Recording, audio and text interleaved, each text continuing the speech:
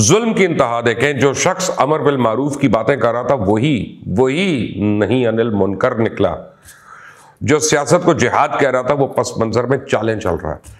और रियासत मदीना में चालें कौन चलता है ये मुझे बताने की जरूरत नहीं है।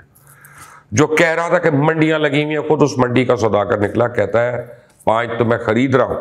वो जो शिर्क के फतवे दे रहा था, हॉर्स ट्रेडिंग को गुनाह अजीम कह रहा था, खुद मुशरिक निकला फिर तो उसी डेफिनेशन के हवाले से।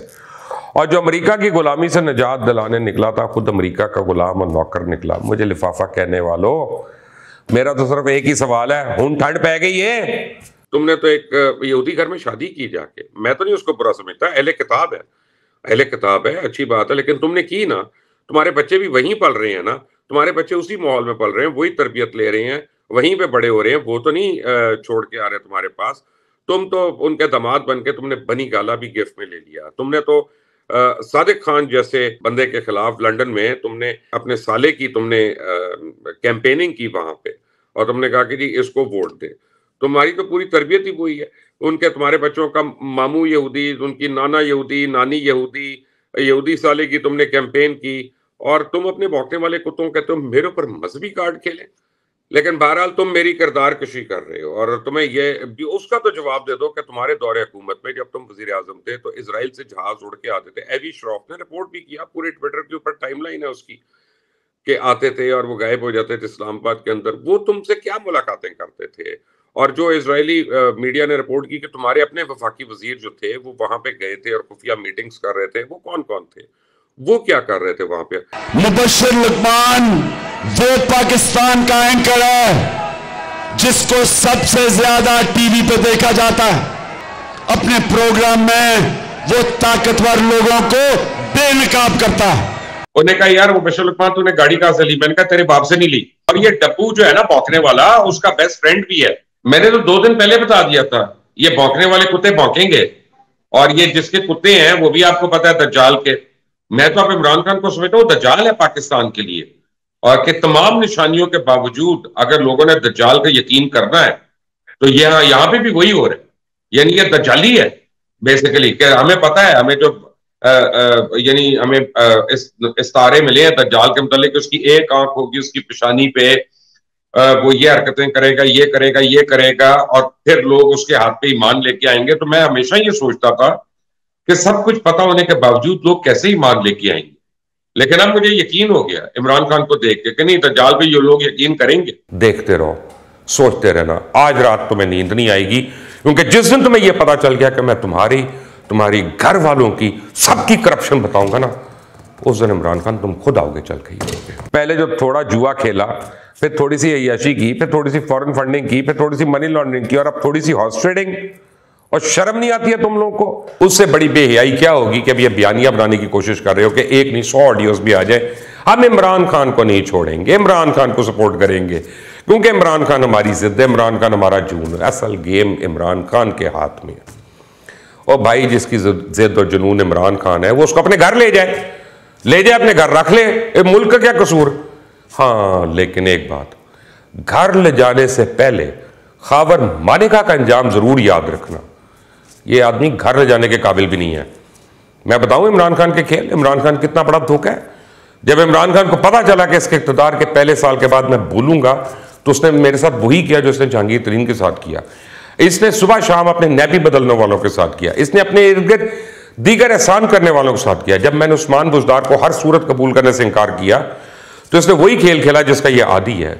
क्योंकि आम बात नहीं थी कि मुबश्शिर लुकमान जिसने साला साल सर धड़ की बाजी लगाई, उसे खुलकर सपोर्ट किया, और उसका किया जब यह 2011 में टांगा पार्टी था।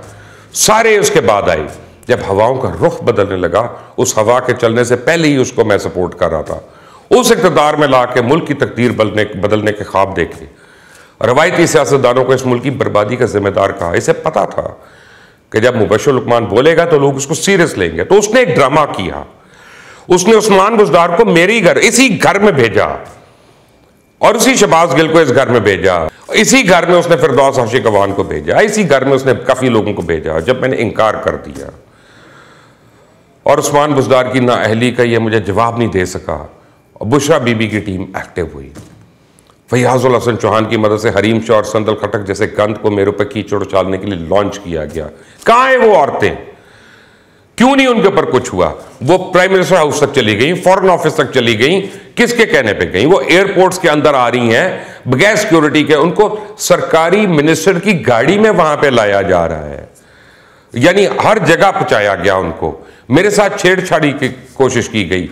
फवाद चौधरी जैसे, मैं क्या कहूं उसके मुतालिक, एहसान फरामोश, इसको तो इंसान कहना भी, यानी मुझे तकलीफ हो रही है। मेरे ऊपर हमला करवाया गया, उसके गार्ड्स के थ्रू हमला करवाया गया, और तनकीद को दुश्मनी का रंग देने के लिए उसको मेरा जाती मामला और अना से नथी करने की कोशिश की गई, ताकि जब मैं बोलूंगा कहेंगे कि इसकी तो जाती दुश्मनी है, जाती मुखालफत है। लेकिन इमरान खान, ना तो मैं पहले डरा और ना अब डरूंगा। तुम्हारे लिए मैं अकेला ही काफी हूं, ये याद रखना। अभी तो मैं शुरू हुआ हूं।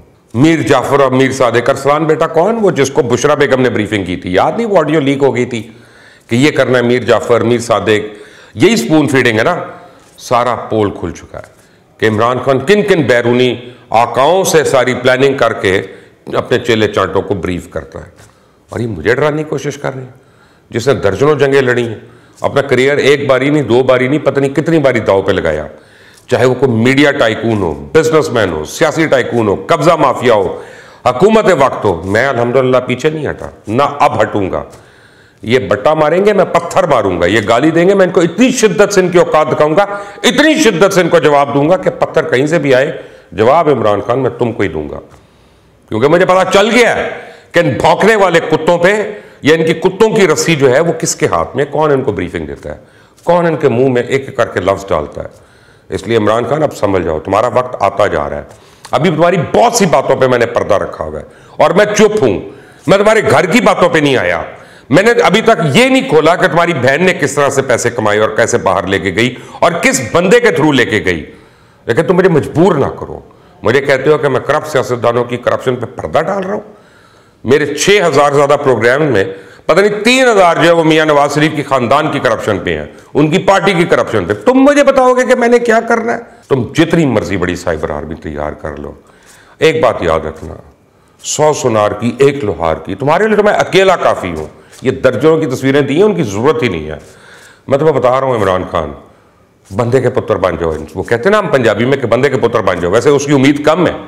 और तुम मुझे अच्छी तरह जानते हो, मुझे बहुत अच्छी तरह जानते हो। मुझे पता है कि तुम पंजाब में हुक्मरान हो, तुम मेरी आवाज बंदी के लिए, जुबान बंदी के लिए हर घटिया हरकत तक करने जाओगे।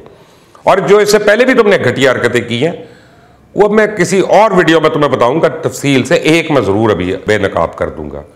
अब एक ही पैगाम है कि अगर तुमने अपने कीचड़ का या कीचड़ फैलाने का व्यापार या कारोबारी बंद ना किया, तो एक ऐसा पत्थर आएगा कि ये कीचड़ तुम्हें स्याह कर देगा। वैसे अभी स्याह होने में कोई कसर बाकी रह नहीं गई। जो तुम्हारा दोगला चेहरा बेनकाब हुआ है ना, ये ऑडियो लीक्स ने जो किया हुआ है, तुम्हें बताऊं तुम क्या कर रहे हो? तुम मुआशरा बर्बाद कर रहे हो। घर के घटिया हरकतें न सिर्फ कर रहे हो बल्कि करवा रहे हो। नहीं रहूंगा किसी सूरत, अब मैं चुप नहीं करना, क्योंकि मुझे है हुक्म ऐसा, ला इलाहा इल्लल्लाह। अगर हम ये कहते हैं कि ये बंदा गलत है, ये बंदा 2 नंबर है, कौम की तकदीर के साथ खेल रहा है, तो हम गलत हो गए, हम लिफाफा हो गए। अगर ये सब कुछ करने से हमें लिफाफे का खिताब मिलता है, तो मैं इस खिताब को अपने माथे पे सजाऊंगा। वैसे अभी अल्फाजों की हुर्मत तो तुमने ख़त्म ही कर दी है। जहालत को तुम शऊर का नाम दे दो और हम खामोश रहें। मईशत से तुमने खेला, खारजा पॉलिसी से तुमने खेला, मुल्की सालमियत से तुमने खिलवाड़ किया, नौजवान नस्ल को बर्बाद कर दिया तुमने, और हम चुप रहे। मिस्र का नील जो है उसको फटने का दिखा देते हैं और खुद बीच में से गुजर रहे हैं कि इमरान खान जा रहे हैं नाउजुबिल्लाह मूसा अलैहिस्सलाम से, आप यानी वहां पे वो ले रहे हैं, कंपैरिजन कर रहे हैं। ये शिर्क नहीं है, ये कुफर नहीं है। ये किस किस्म के मुसलमान है? कभी वो नाउजुबिल्लाह करबला के शुहदा से अपने आप को मिलाना शुरू हो जाते हैं, कभी वो बताना शुरू होते हैं कि सहाबाए कराम ये करते थे, तो यानी हमें करना तो वही है जो वो करते थे, ये हमारे ईमान का हिस्सा है। लेकिन यार आप खुदा ना खास्ता, हम तो उनके जानवरों के बराबर नहीं है, लेट अलोन हम अब एक मुंह से हम अपना नाम लेना शुरू करते हैं उनका और अपना नहीं। ये गलत बातें हैं। आप मजहब को इस तरह इस्तेमाल नहीं कर सकते। तो दज्जाल भी मजहब को इस्तेमाल करेगा, इमरान खान भी मजहब को इस्तेमाल कर रहा है।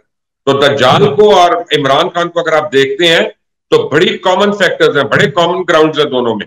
और अभी तो ये ट्रेंड और चलने हैं, मैं आपको पहले से बता रहा हूं, क्योंकि मैं तो अभी बहुत अंदर की बातें आपको इमरान खान की बताने लगा हूं अगले कुछ दिनों। इमरान खान को ये मंजूर ही नहीं कि कोई उसकी किसी किस्म की निशानदेही करे। आप देख लें अब क्या हाल कर दिया केपीके का। 800 अरब रुपए का उसको मकरूज कर दिया, डॉक्टरों को देने के पैसे नहीं है। आप कई बिलियन जो है वो बेटा अरसलान और उसकी फौज को दे रहे हैं कि लोगों को बदनाम करो। ये शख्स जो है ना, ये एक होता है टोटलिटेरियन, एक होता है ऑटोक्रेट। तो ये कोई आगे की नस्ल है, ये कोई फिरौनियत है इसमें। मैं अभी पर्सनल बातें नहीं कर रहा, मैं घर की बातें नहीं, मैं ये बता ही नहीं रहा कि हलीमा के पैसे कौन बाहर लेके जाता है 10% कमीशन के ऊपर। कौन सा दोस्त है इमरान का जो उसको लेके जाता है, लंदन वाला दोस्त है। मैं तो अभी ये सारी चीजें नहीं बता रहा।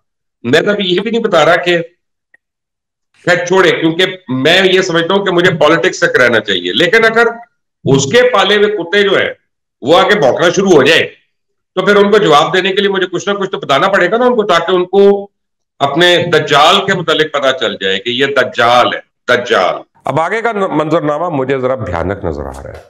जिस तरह ये शख्स अपने ही बने हुए जाल में हर गुजरते दिन के साथ फंसता जा रहा है, वो वक्त मुझे तो लगता है ज्यादा दूर नहीं जब इसके यही अल्फाज इसे किसी ऐसी मुश्किल में डालेंगे जिसका इसने कभी सोचा भी नहीं होगा। इमरान खान की सियासी जिंदगी के दिन बस गिने चुने रह गए हैं। अब देखना यह है कि ये शख्स सियासी यतीमी के बाद कौन सा नया ड्रामा रचाता है। जो सियासत को जिहाद कहता रहा, जो अपनी तहरीक का नाम अमल बिल मारूफ रख रहा था, जो किसी दूसरी पार्टी के साथ देने वाले को खुदा के हुक्म की खिलाफ वर्जी कह रहा था, जो कहता था कि अगर आपने मेरा साथ नहीं देंगे तो आप शिर्क के रास्ते पे हैं, वो अपनी ही बातों में फंस चुका। जिस तरह MNAs खरीदने का घिनौना खेल खेला गया, जिस तरह इसकी असलियत सबके सामने आई, अगर इसने अपने ही अक़वाले ज़ीरी को सामने रखे तो शिर्क के रास्ते पर तो हदत खुद है। और अगर इनकी अपनी तकरीरें इनको सुनाएं तो हक और बातिल का जो पैरामीटर इसने बनाया हुआ था उसके मुताबिक खुदा के हुक्म की खिलाफ वर्जी थी, खुद कर रहा है।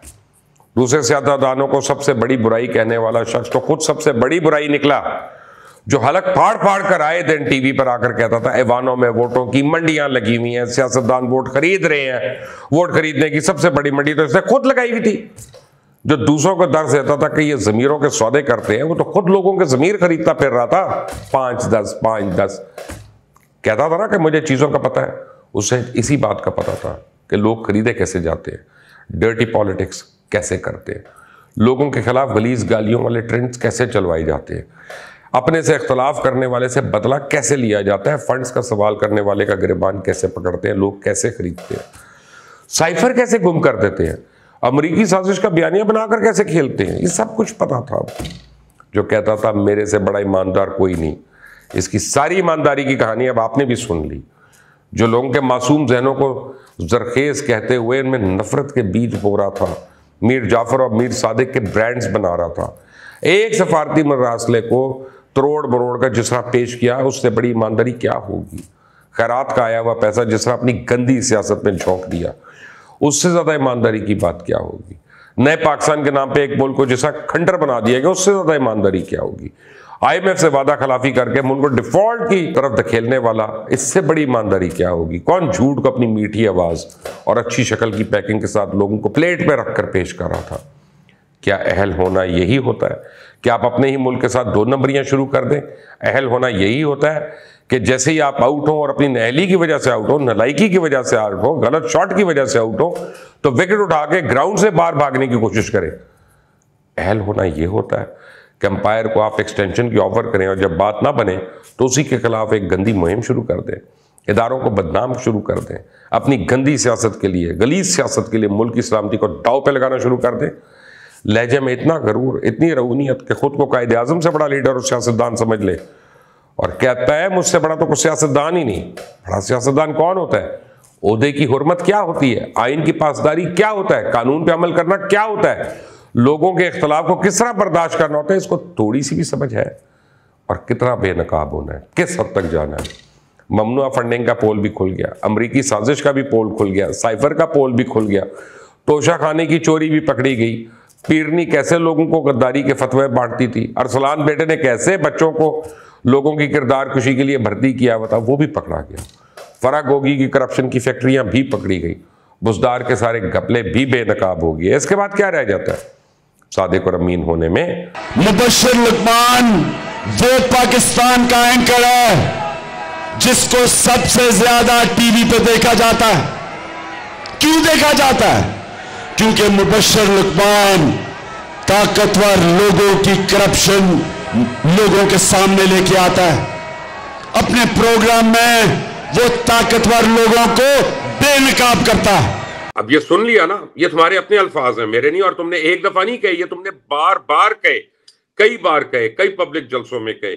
लोगों को ये भी बताओ कि अब ये जब तुम्हारी करप्शन, तुम्हारी हुकूमत की करप्शन को बेनकाब कर रहा है, तो अभी भी ये बेबाक है, अभी भी ये डरा नहीं है, और अभी भी तुम किस तरह से पीछे पड़े हुए हो उसकी आवाज बंद कराने के लिए।